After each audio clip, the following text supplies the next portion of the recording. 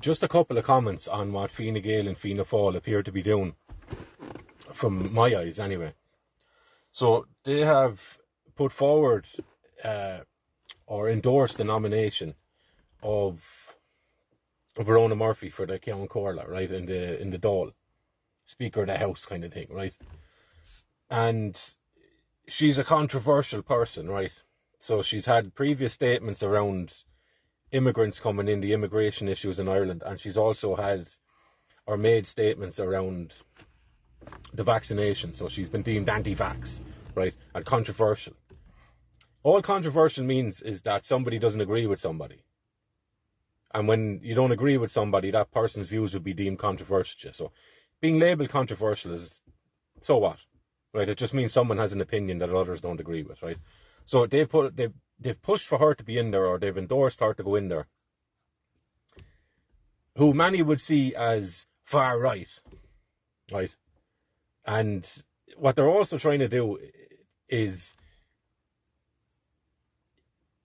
allay some of the concerns or feed into some of the energy, or even try and siphon off some of the energy from college students, right, and the indoctrinated, who are pro-Palestinian and they have their Palestinian flags out, and you never hear a syllable about what's going on in Ireland and what's been done to Irish people, right? So those sorts of people. So the great unifiers, Micheál Martin and Simon Harris, who is going greyer by the day, are attempting the mother of all political feats in Ireland in this year, right? They're trying to band together everybody. They're trying to cater to nearly every single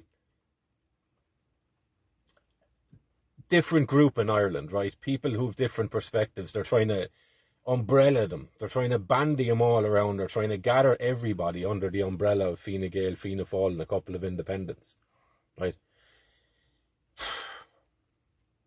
Now, if these two men were to try and unify Ireland for the sake of Ireland and for the sake of Irish people, I welcome that, right? I welcome that.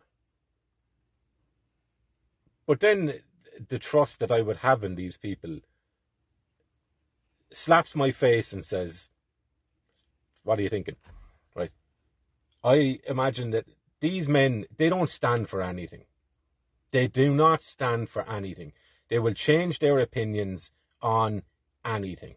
Remember the time Leo Varadkar got his main push? He was in some talk show studio audience, right? Just a randomer in the audience. And he was talking to Micheál Martin, who was a guest or a speaker on the stage, right? And he was talking of the idea, sorry, not the idea, he was speaking of the fact that mid 20th century, there was medical experiments conducted on those who were in state care at the time, right? Or mother and baby homes, that sort of a thing. There was vaccine trials conducted on them illegally, right? And Leo Varadkar put this to Micheál Martin, and Micheál Martin was like, oh, shocked and aghast, this should never happen, scandalous, right? But then you fast forward, 20, 25, 20 years later, whatever the number is, and he's the head that's pushing an even bigger medical experiment conducted on Irish people without informed consent, right? Breaking Nuremberg codes. We have another one. But these men stand for nothing, right? They're playing the political game and they're trying to rally everyone to their cause without having any central orientation, right? They're just playing the game of politics and trying to get everybody on side so they can stay in power. This will explode in their face.